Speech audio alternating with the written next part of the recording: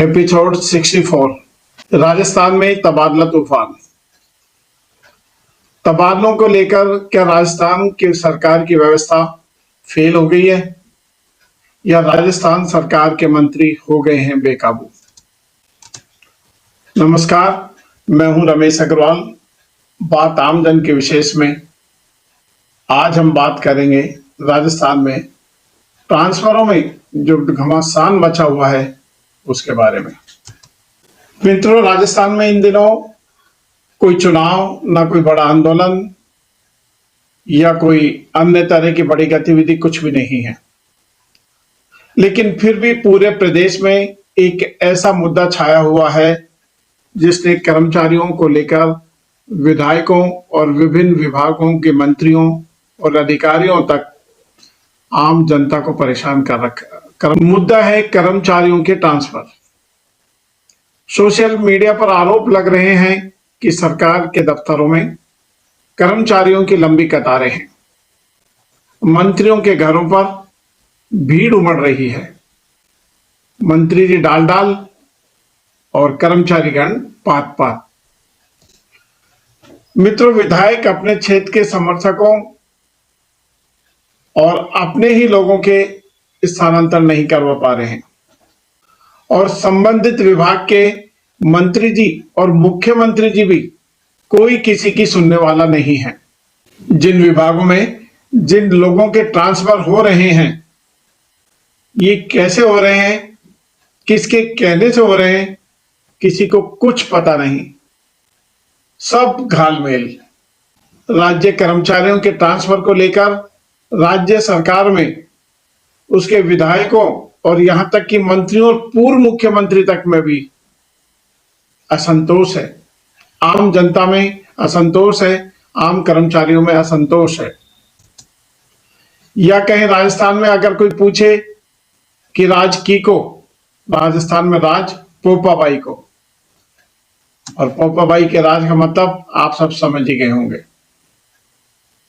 हाँ, एक बात जरूर है, राजस्थान सरकार में आरएस, आईएएस, आईपीएस और विभिन्न तरह के विभागों के जो भी अधिकारी हैं, रोज उनके ट्रांसफर की लिस्ट सोशल मीडिया पर देखने को मिल जाती है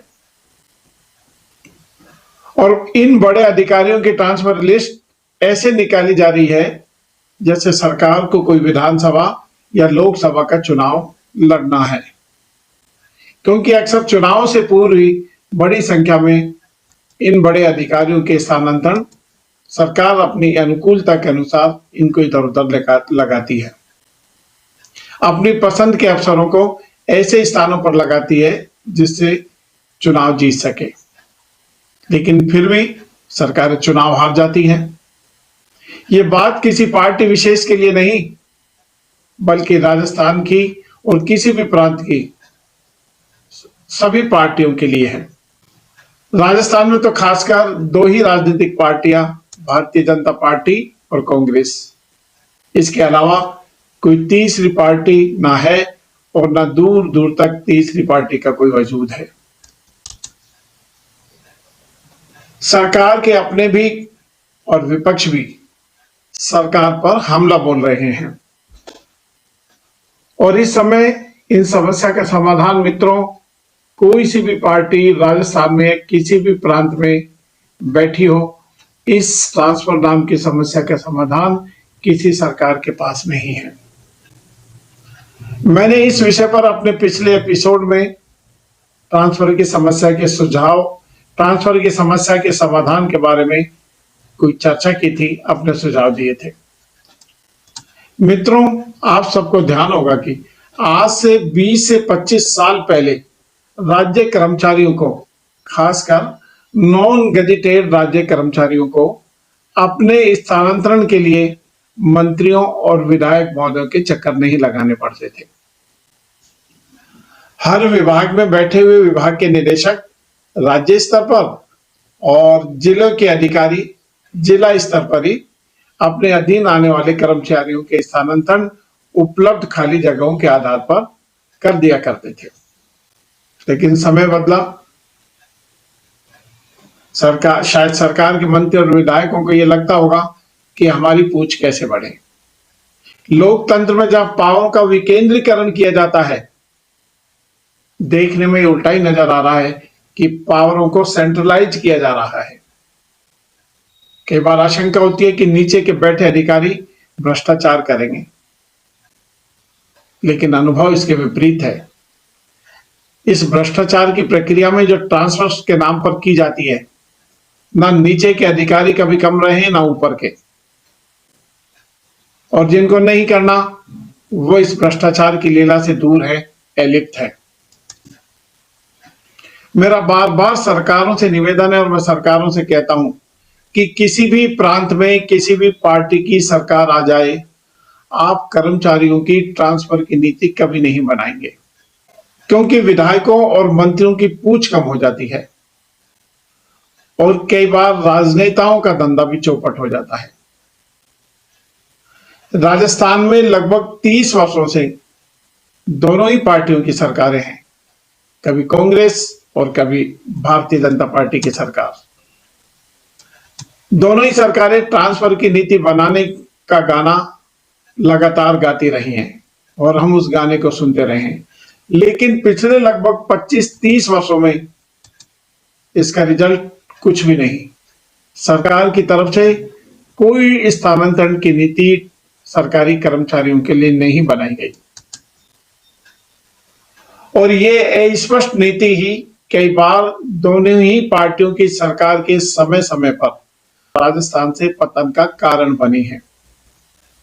और अतिशयोक्ति नहीं होगी कि इस बार भी वर्तमान सरकार के पतन का कारण ही ट्रांसफरों में ये आपाधापी जो हुई है वो एक प्रमुख कारण बनकर रहा है।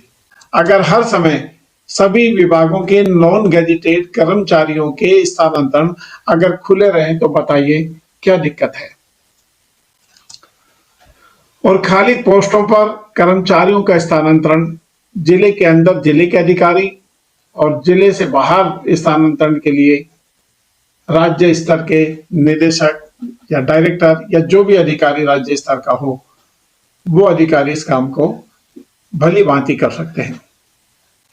और मित्रों, यह ट्रांसफर की अवधि, जिन कर्मचारियों के ट्रांसफर हो, एक निश्चित अवधि में अधिकतम 15 दिवस के अंदर मात्र और मात्र रजिस्टर्ड डाक द्वारा, ईमेल द्वारा प्रार्थना पत्र भेजे जाने पर हो जानी चाहिए।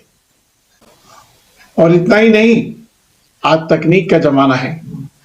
ऐसा क्यों नहीं हो सकता कि हर विभाग के खाली पदों की सूची हर समय अपग्रेडेशन के साथ विभाग की वेबसाइट पर उपलब्ध हो।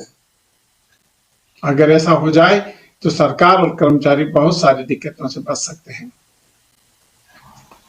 ऐसा करने से स्थानांतरण और अन्य कार्यों में पारदर्शिता भी बनेगी और कर्मचारियों का सरकार और व्यवस्था के प्रति असंतोष कम होगा। कर्मचारी अपना काम करवा के संतोषजनक रूप से जनता का कामों को करने में जुटेंगे। और मित्रों, पारदर्शिता की यह व्यवस्था सिर्फ कर्मचारियों के स्थानांतरण पर ही नहीं, उनके अन्य कामों पर भी लागू होनी चाहिए।